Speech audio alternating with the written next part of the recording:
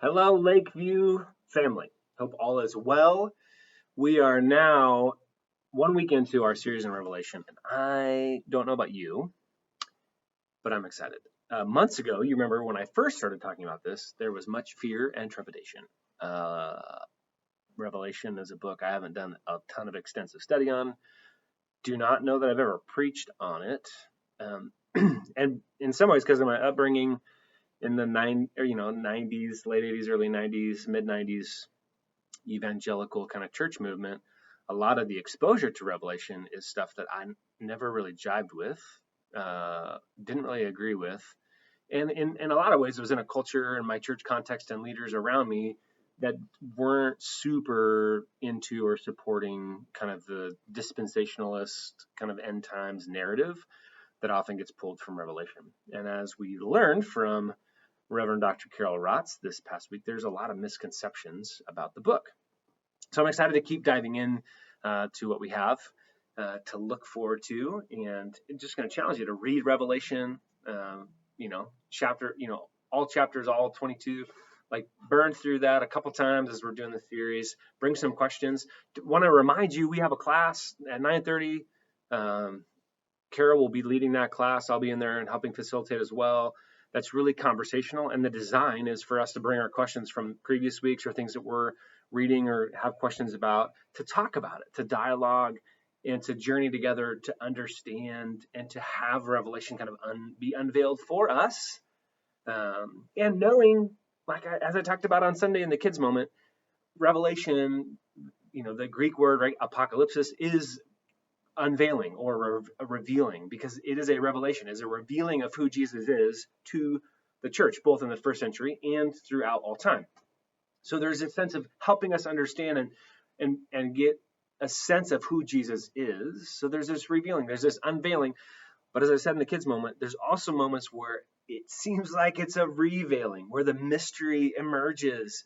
And I hope that when those moments rise for all of us, and this is my prayer, when the mystery begins to creep up, when I begin to not understand anymore, or things start to get foggy or unclear, that it just draws me again to worship, to recognize that it's God, that God is in control, that the overarching narrative of this is a book of hope and the reality of who Jesus is, that Jesus is the slaughtered lamb, right? That has come, that has conquered sin and hell and death and the grave, that we are recognizing that this is moving from a place of victory, that we have nothing to fear.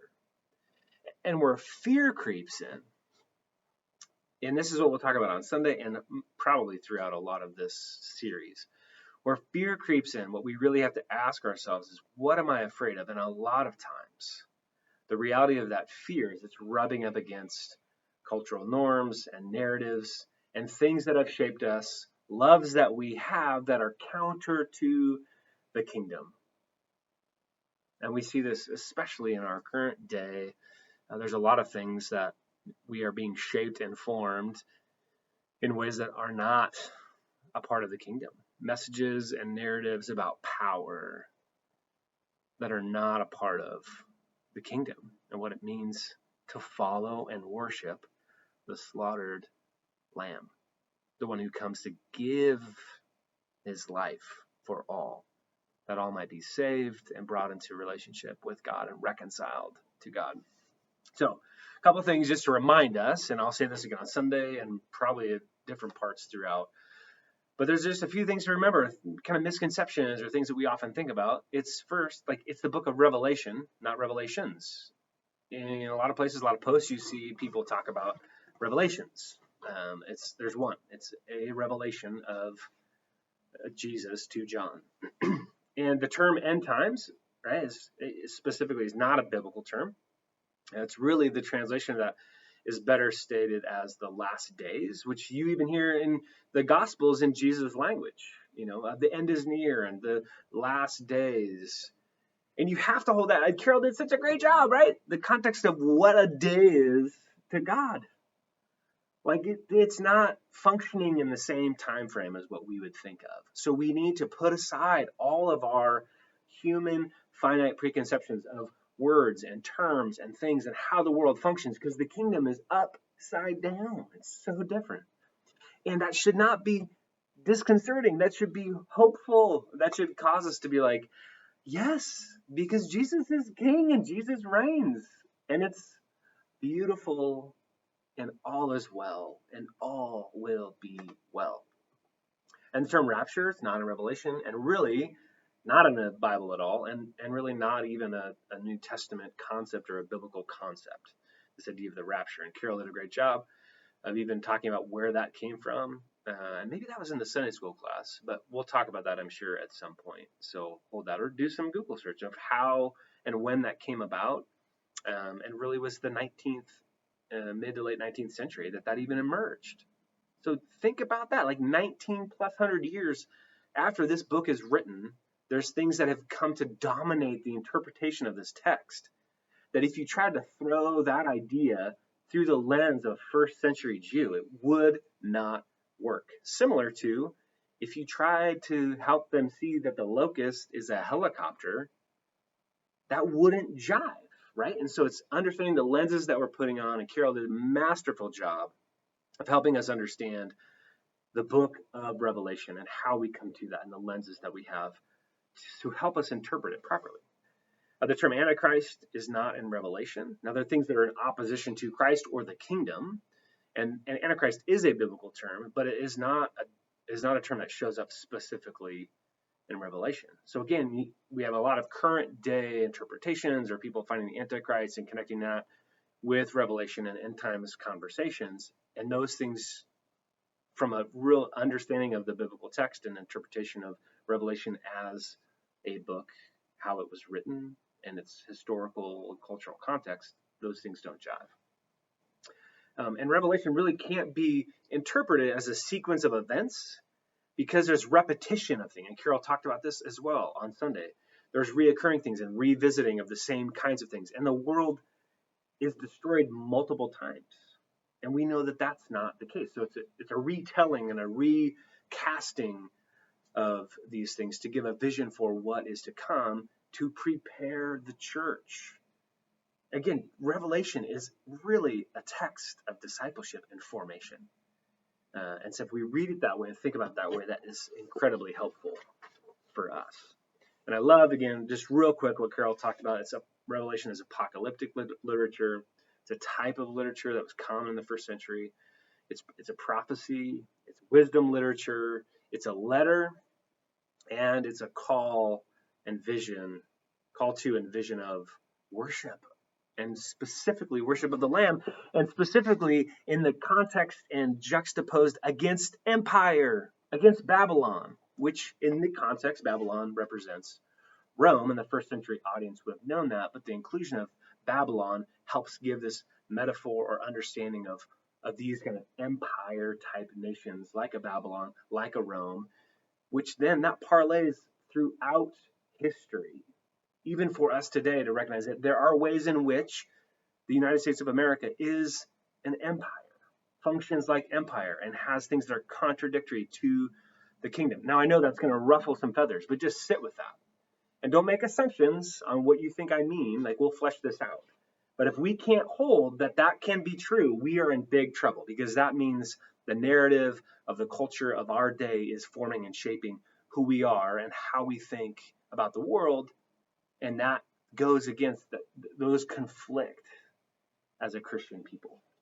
Okay, so we're going to be looking this Sunday at the 7 churches. We'll talk about kind of how they were organized, 7 as a perfect number. And Carol did a bunch of this, so I won't have to rehash much of this. But looking specifically at the messages that come.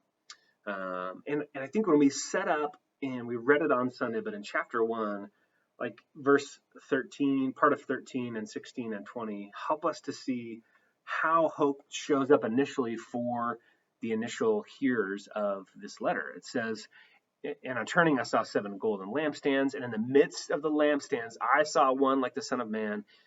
In his right hand, he held 7 stars. As for the mystery of the 7 stars that you saw in my right hand, and the 7 golden lampstands, the 7 stars are the angels of the 7 churches, and the 7 lampstands are the 7 churches. So the initial vision of hope is that Jesus, the Son of Man, Jesus, the slaughtered lamb who has come, is in the midst of the churches, the lamps, the 7 lampstands or the 7 churches. So Jesus is in the midst of the church. Jesus sees the church, and in his right hand is holding the angels of the 7 churches, which helps us to symbolically see the connection and the communication and kind of the vision and speaking to the churches that Jesus has, this way of interrelating with the churches. He is among the churches and speaking to the churches. It's so beautiful. So beautiful.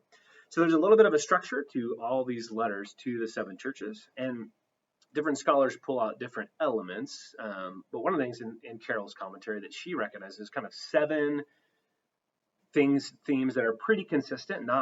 They don't show up in each and every one of them, but most of them show up in most of the letters. So there's a command to write, right? And you'll read things like, and to the angel of the church of Ephesus or Smyrna, write these things. Christ's self-identification, which that language is picking up off of that initial vision of Jesus, with the white hair, the one that we have the picture of that the class did. So as John is communicating this vision to the churches, it's communicating this, writing it, and it's from Jesus, who has been described to you, who has shown up in this vision. So this Christ, the self-identification of Jesus to the churches. Then there's the compliment, so kind of an affirmation or a commendation. There's a complaint or an accusation, and all of these, except for Smyrna and Philadelphia, have kind of a complaint against them or a way that they have fallen short. There's a warning or a call to repentance. There's a call to respond. And then there's a reward or a promise to those who overcome or to those who conquer. And we'll talk on Sunday about what that conquered language means. I'll give you a hint. You cannot draw a definition or an understanding of what it means to conquer or to have conquest in Revelation in the context of this without understanding what it means that Jesus, as king of this kingdom, would conquer, and how this king reigns and rules and conquers. And it is not like the empire. It is not with the sword. It is not with power. It is subversive. It is Philippians 2. It is the humbling of self and the giving of self and the death of self, which is where the conquering and conquest comes from. And that should blow our minds. It's so fascinating. Oh, if you can't tell, I'm getting excited about this. So all of this, I've gone really long. I'm sorry. I could just play this video on Sunday. But what I'm going to get at in talking about these letters, briefly summarizing each of them, but the whole point is this idea of discipleship, like this call to the church and to reminding them of who they are. And John's vision is this vision of encouragement and of discipleship, of formation, and specifically in helping them recognize to hold fast to who they are as a people of the kingdom, as a people of the King, of the way of Jesus, over and against empire. Whatever that is, in whatever iteration of the church we find ourselves. Again, this is not predictive, as many people want to make Revelation to be predictive, but it does describe, it's very descriptive of who we are to be in the face of culture, in the face of empire and oppression. Because John is writing to these churches who he knows. He, as one who is currently in prison in the island of Patmos, is writing to people who are and are going to be persecuted. And just calling them to hold fast this vision of hope that Jesus, the one, is among them, among the lampstands of the churches, communicating and giving vision to and love to and support to and commending them. Hold fast to this vision, and do not allow, in what Scott McKnight, one scholar, talks about, Babylon creep, which I will connect to our series before I even read that phrase. Our series on keeping up with Jesus, not the Joneses, that parlays so beautifully into this. So beautiful. And how I talked about comparison creep. It's the same thing. Babylon creep, comparison creep, culture, and the messages and the loves of culture infiltrating who we are and what we think, and forming and shaping us to follow the beast and not the slaughtered lamb. Oh man. So, hope you're excited You don't have to be as excited as me, but I hope you're excited for the journey. Blessings.